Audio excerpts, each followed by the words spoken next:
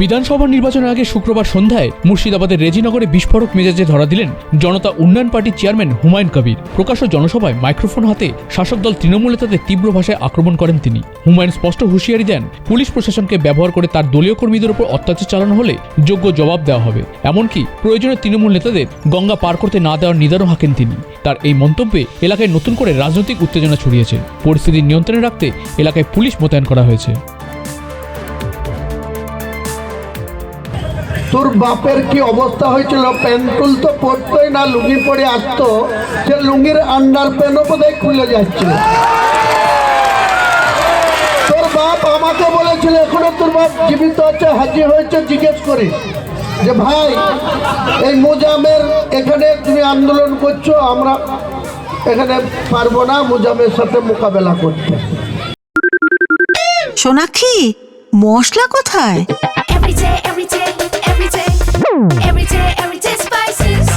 Everyday মশলা, দেশের স্বাদ। আমার জানা আছে, আমি হুমায়ুন কবির বলছি। রেজিনগরে তোর বাপকে প্রভাকর ভট্টাচার্য তখন রেজিনগরের ওসি, সমর রায় বলে একজন মেজবাবু ছিল, মোহন শর্মা বলে একজন মেজবাবু ছিল। যখন তকিপুরের শফিক শেখ বলে কংগ্রেসের কর্মীকে খুন করে দিল সিপিএমরা, তকিপুরে বাড়ি, আমি নারকেল বাড়ি থেকে আগেই মোটরসাইকেল ইয়াসদি মোটরসাইকেল চালিয়ে সরাসরি রেজিনগরে চলে আসলাম। এসে এমএইচ অবরোধ করলাম। তোর বাপের কি অবস্থা হয়েছিল, প্যান্টুল তো পরতোই না, লুঙ্গি পরে আসতো, সে লুঙ্গির আন্ডার প্যান্টও বোধহয় খুলে যাচ্ছিল।